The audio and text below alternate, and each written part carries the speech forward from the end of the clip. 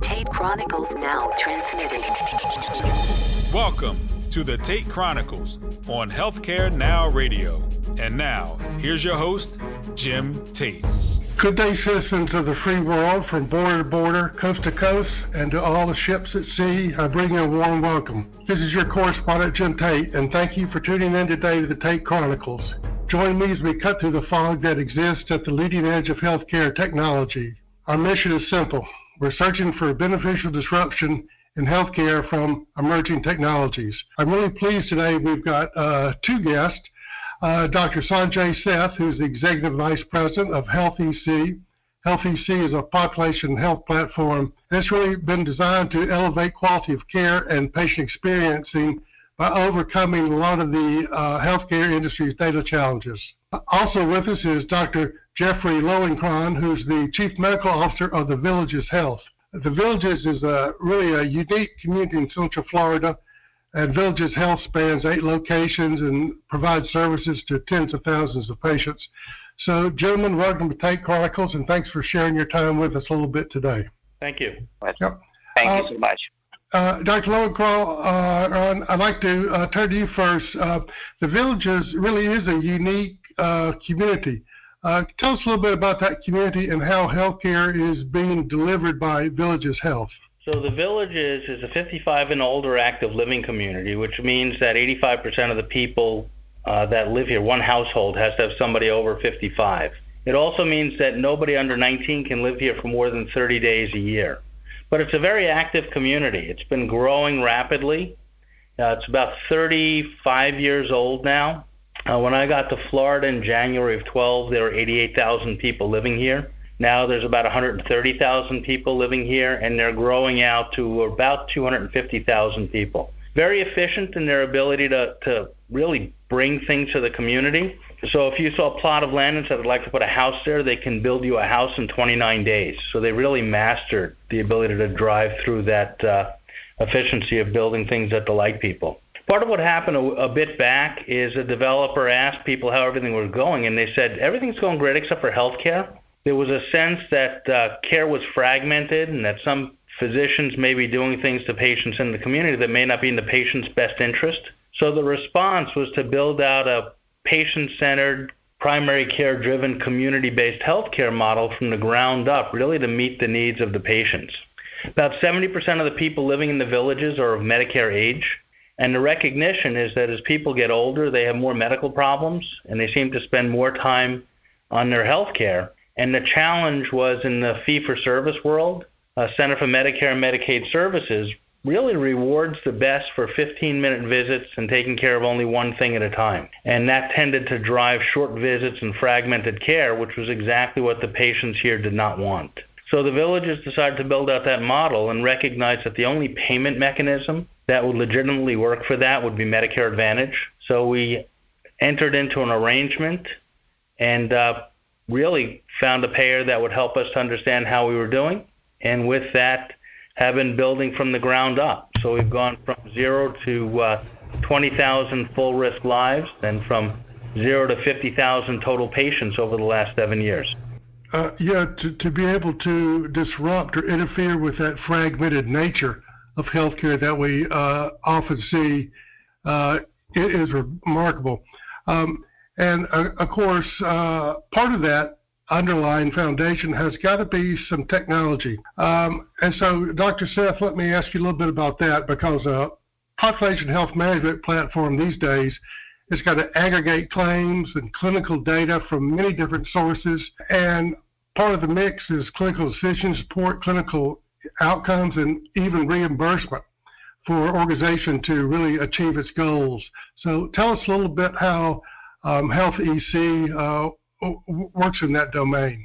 So thanks, Ted. And Dr. Lowenkron is right. As the Villages grew in size, their ability to deliver care in a comprehensive, coordinated fashion required them to have data. And so that care is not being delivered on anecdotal information. And the problems that they faced with getting data from the payer that gave them a more complete or added to the picture that they had of the patient within their EMR was slow to come and difficult to read. And so that's when our relationship came into being, is the ability for HealthEC to take both the data out of the EMR or the electronic medical record that the villages providers were using and the claim file from the payer and put that into a single place and bring to the forefront through dashboards and through alerting mechanisms that the patient that they were going to see had all these other issues that probably needed attention. And so the ability to take care of, take a holistic view of the patient was enabled through our technology. And they have had, a change in the EMR, the way that they had envisioned their first EMR vendor was woefully inadequate. That prompted the villages to pick a new vendor. And so while the transition was going on, they still didn't skip a beat in the data that helped manage those patients. Well, and you mentioned the data help manage those patients. Is this also, as this data is generated and brought together and massaged, that it will identify patients who may be at risk for particular problems or diseases? Is it predictive in nature? Yeah, Sanjay, go ahead, Jeff. Go ahead. So really what we look at is a few different things. We know that people with different illnesses will have expenditures that we hope to make on them to help keep them as healthy as they can be with their illnesses. So what the data helps us to understand is what the individual care needs are for each person and sets it up in a way that we can make sure that we close the care gaps that people may have to help keep them as healthy as possible. So I'll give you an example. Let's say I have a patient who has diabetes, and I know that the single greatest cause of blindness preventable in the United States is diabetes. And if we take our folks with diabetes and we can identify them and know who had their eye exam and who didn't, we have the ability to quickly and rapidly make sure that they get the right care. So when we put together a little bit of technology, both in terms of knowing who needed the test, plus the ability to do the test on site, we moved our screening capabilities from 58% to 93% in 3 months. And it's that knowing and then the ability to do something to close the gap. Now, I can't tell you whose vision we saved by doing that, but I can tell you that doing that year over year, we know that we're going to have a much lower likelihood of people losing their sight from diabetes because they were missed, and the problem typically occurs in a painless fashion. So, let me just dive a little deeper on that, if I may.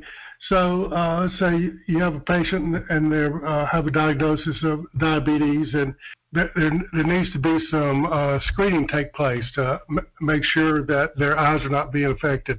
Does that pop up when a patient comes in and it pops up with the EMR, or is that generated on the list that's run every certain period of time?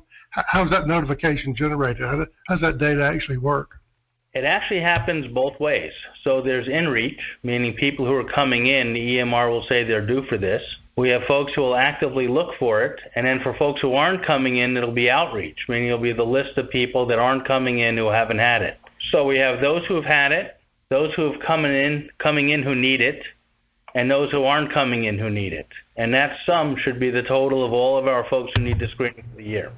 What has just been described from a provider healthcare side as well as from a technology side, it looks like it can work when you have a unified healthcare system.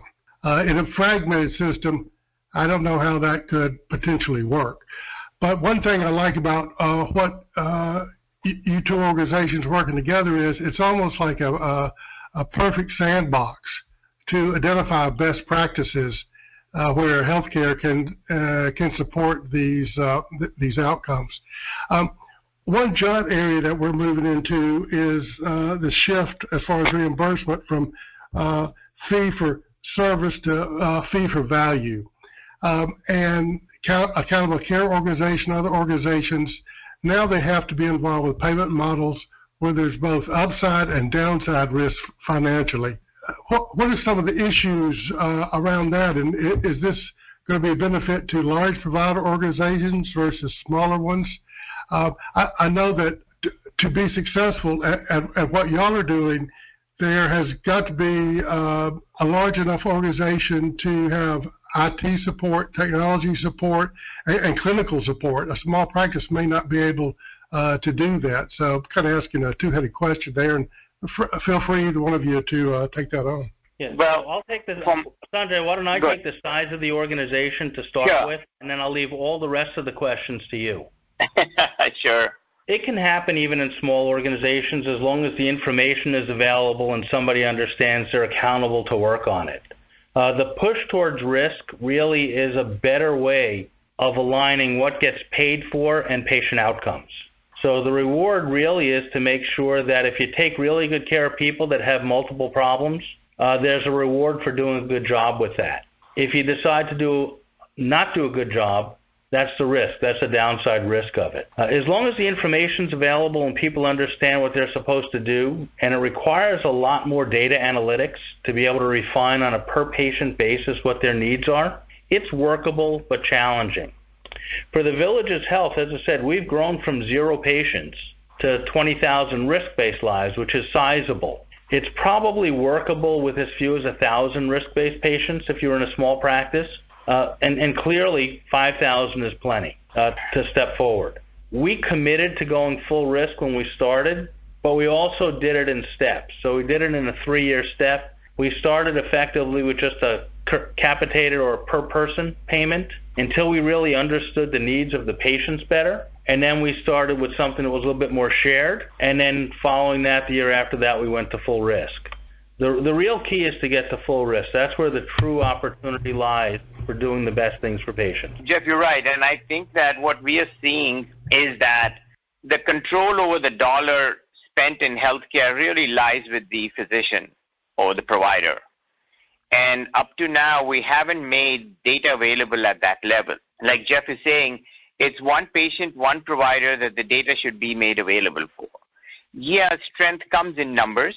And spreading risk comes in numbers.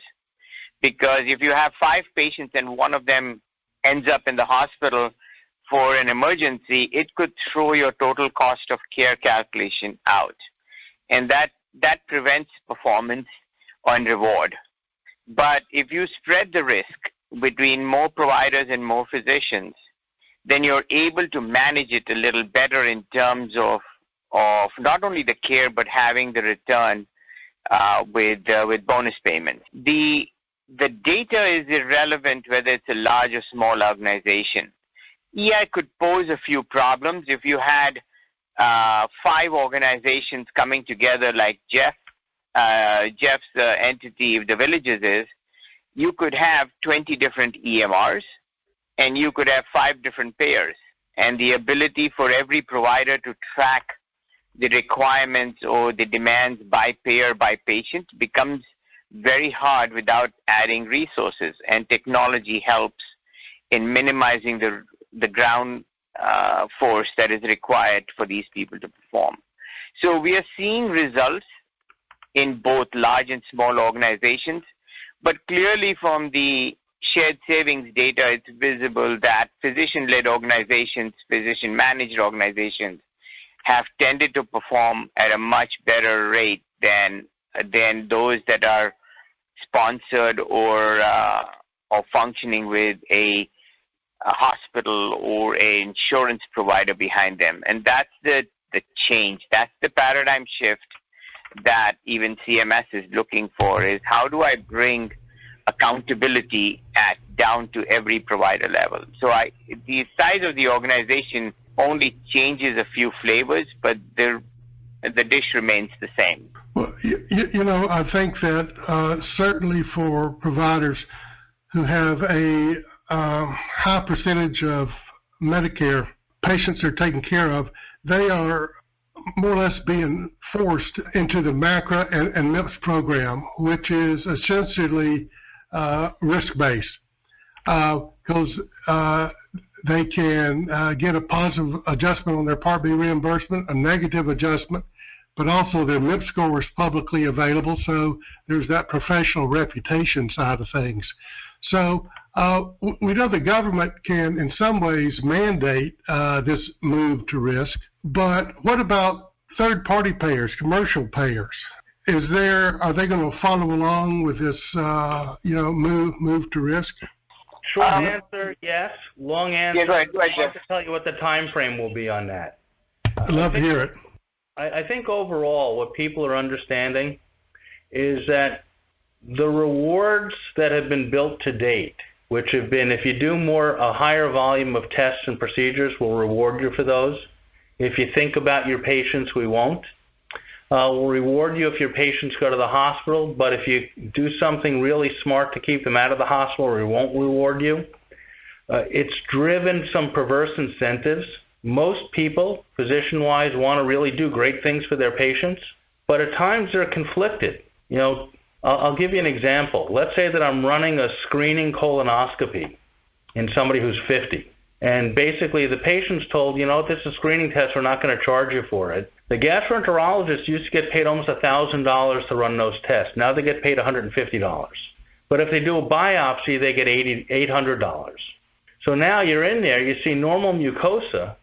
You're allowed to biopsy it to look for submucosal ischemia, meaning the layer that you're biopsying looks normal, but just underneath it may be abnormal. Yes. If you biopsy it, we'll reward you with $800. So now the physician is getting a signal, we really want you to look for this unusual problem, even though it looks normal, because that's why we're rewarding you for it. Mm-hmm. That's why they'll interpret it. For the patients, most of whom don't have that problem, I can tell you the biopsy is all risk and no benefit, even though the risk is relatively small. And how do you align those perverse incentives? Really the best way is to try to figure out how do you reward people if their patients do better. At the same time, you can't make the formula to calculate the reward too complicated. It's got to be simple enough to be understood and straightforward enough from the data.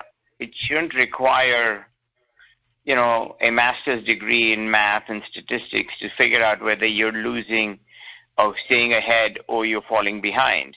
And I think that's where technology can help, is where you take a dashboard that includes the reward calculation based on the metric, and eventually the providers just rely on the dashboard to look and see where they are in terms of a benchmark and what are the 5 things that they can do to make a difference or move the needle. I think that's if a platform can deliver that information in a simple visual graphic, one screen that the provider can get or alerted with, then you see the behavior change. Otherwise, it's hard to see what to do. So it's got to be actionable, and it's got to be in summary form that gives the provider the ability to drill down and say, wait a minute, why this patient is being recommended for that, and leave the clinical judgment to them individually. But prompting that direction or putting that arrow up saying go this way is where technology can help. Completely agree. Well, it seems like the definition of patients getting better or patient outcomes to a certain degree is identified by how a particular provider ranks with their clinical quality measures that they're reporting. Are there some other ways that data is used to try and identify the quality of care that might be more accurate? There are many ways to define quality, and the industry standard has been to measure it through these quality measures called HEDIS, or for physicians, it's also a MIPS metric. So the industry is defining some of that. Now, clinically, we could disagree with the quality metric, but they're looking at the population or the nation as a whole. I'll give one example that Jeff was just using in diabetes. The HEDIS measure for diabetes is to make sure that no patient has a blood sugar over 8 in their HbA1c measurement, and some payers are at 9. Clinically, we manage those patients, and Jeff, you agree with me that you manage patients under 7. So is managing a patient under 9 good enough for quality, or should it be 7? And I think that's just a maturity process for the whole industry to move to sometimes not just measure for measuring's sake, but actually put some meat on the metric to say improving quality or outcomes. Sure. Yeah. So I agree with that. So the difference between 7, 8, and 9, for diabetes and hemoglobin A1C, 9 is really where everybody agrees is poor control, 9 and above. There's a fair amount of evidence that shows that even less than 8, most complications are avoided. Well controlled is typically 7, and some try to manage to 6.5. So what Sanjay is saying is exactly right. People are all over the map. But the way I would answer your last question is the way that the Villages Health has approached it is we've acknowledged that even if we had 100,000 patients, we're still really, really relatively small. So payers and CMS, they have hundreds of millions of patient years worth of information. They have a lot more information than we'll ever have. What we had to do, and it's a bit uncomfortable at times, is we've committed to acknowledging that they'll know better from a data perspective how to define quality than we would. We typically want to define quality as all those things that we're doing great with. But I think if we're fair, we would say if we let somebody who's not us tell us what quality is and then we respond to it and build the agility into the system to make sure that we address and achieve that quality, the patients will be better off. And that's the approach we've taken at the Villages Health. So others will define quality and will respond to it. We only have about 4 or 5 more minutes before we run out of time. I'd like to ask, I imagine what's essentially an administrative question, Dr. Lowenkron. As the Villages moved to a risk-based model, was it difficult to get physicians to buy into that model, or what were some of the challenges, and how did you address them? No, so there's 2 pieces to it. The decision was an easy one because that was the way the model was designed initially. So remember, I said the key was that the concerns that came up drove us to acknowledge that the way to build the model was around time with patients. So patients needed to be able to get their stuff done. We committed to more time between the doctor and the patients, which means smaller practices and all that other stuff that goes along with more time for patients and doctors.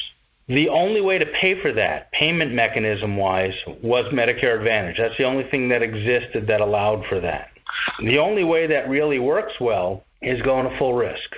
That's the long-term play for it. It's where people are pushing us to, and we just embraced it and said, we understand what you're telling us to do. And we designed the system to deliver on that. What was new for the doctors was to understand what information gets generated and how do you define doing a really good job. And that part's new, and we're still learning it. So one of the measures might be, for your practice, what's the admissions per 1,000 patients that you have? And where should that number be, and where is it? And then more importantly, what can you actually impact? So the ability to impact something, there's lots of stuff we can measure that we can have no ability to impact it. Sure. The key in risk is to figure out on the margin, where can you have impact? And for that, we're still learning. But our folks are committed to learning. It's part of our core competency and part of our core values. But we hired people in with them understanding we were going risk.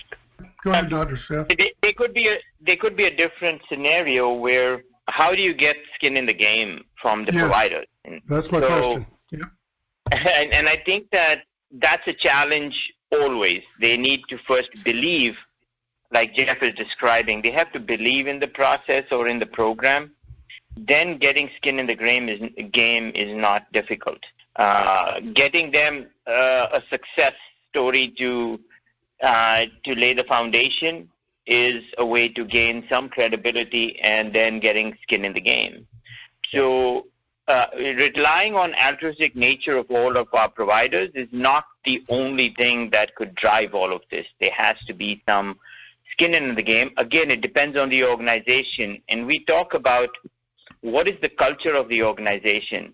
And so Jeff is right. Recruiting the right folks with the right concepts up front gives you a far better opportunity for success than taking on people willy-nilly and using 1 or 2 carrots or 1 or 2 sticks. And that that makes life difficult to manage. It's not that it's not possible, it just makes it difficult to manage. So the culture of the organization is far more important than all the sticks and carrots we could. You know, Yeah. and I Can I say one thing? Sure, please do. I completely agree with what Sanjay said about that. So our compensation model is predominantly salary for an expected amount of work, and the upside potential is all linked to outcomes for patients, not to volume. Because if you tell them, listen, you have a volume expectation, and then you tell them we don't really want you to have a volume expectation, they recognize that both we're confused and then they're confused. Sure. Using RVUs is a great example. You end up with patient churn. The same patient is called back over and over again in the game to bring their RVUs, which is volume, up. And so you have to design your compensation methodology carefully. And when you're dealing with providers and not an organization or an employed situation, it gets much harder. And you have to be much smarter, both in making sure that you're not leading them by the nose. At the same time, you're giving them the tools to understand where they currently are and where they need to get to. Well, I think that is a perfect place to leave it for today, gentlemen. Our time has really flown by. I want to thank our audience for joining us on this episode of Tate Chronicles. I offer a special salute to my guests, Drs. Lowenkron and Dr. Seth. Thanks for coming aboard today, to both of you. I appreciate it very much. You're very welcome. Thank you. You can find more information on this show's program page at HealthcareNowRadio.com. And if you want more information about HealthEC, you can go to their website, HealthEC, all one word, .com. And as far as the Village's Health, you can go to thevillageshealth.com. So either one of those. So until we meet again, here's wishing you smooth sailing and safe harbors. Tate Chronicles transmission ending now.